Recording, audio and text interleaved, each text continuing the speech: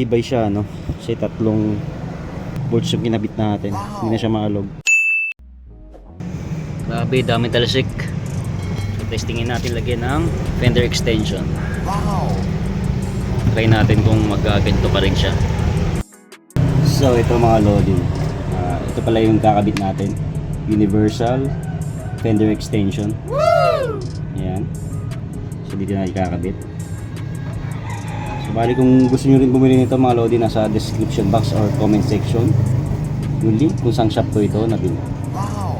Ayan, parang ganyan yung nagiging tsura niya, ano. Ayan ang pinakababa. Ayan, yan siya nasa side. Ayan.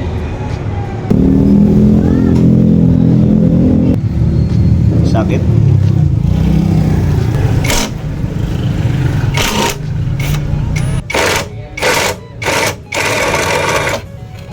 Tuwan sa baba.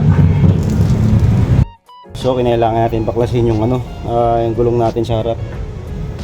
Kasi para ma-access natin yung bolt dito sa pinakadulo. Ayan. Inalawang na mga lods. So lihain natin.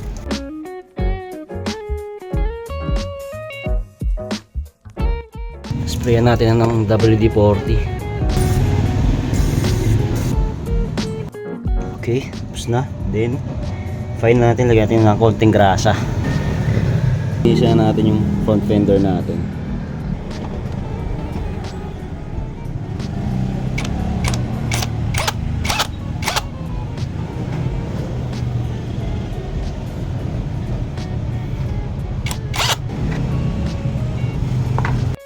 So ito mga loading, nakabit na natin, oh.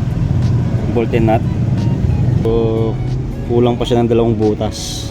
Kasi pag isa lang, yan, oh, maalog siya. So bali ganyan, oh. Dito tayo magbubutas sa gilid. Tsaka dito. Para balanse.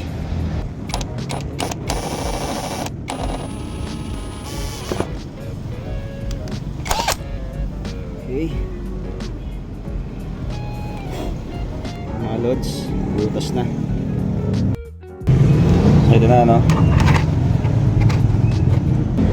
Bali itong bolt pala natin, no, 4x10 sukat. Bili ko ito sa motor shop. Ikapitan natin mga bolts. So ikapitan na natin, no. Gamit tayo ng box wrench 7mm. Then Phillips screw. Yan, pangontra. A few moments later. Ibay siya, no?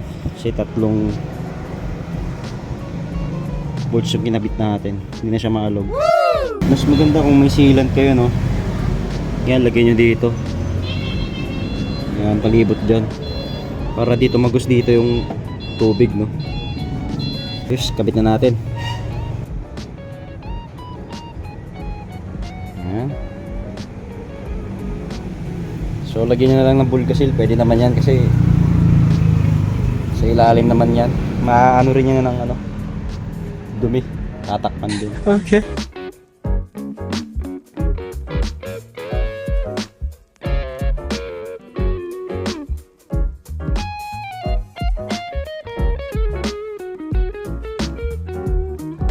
The next day. So effective, oh. Hindi nababasa yung load mga lodi.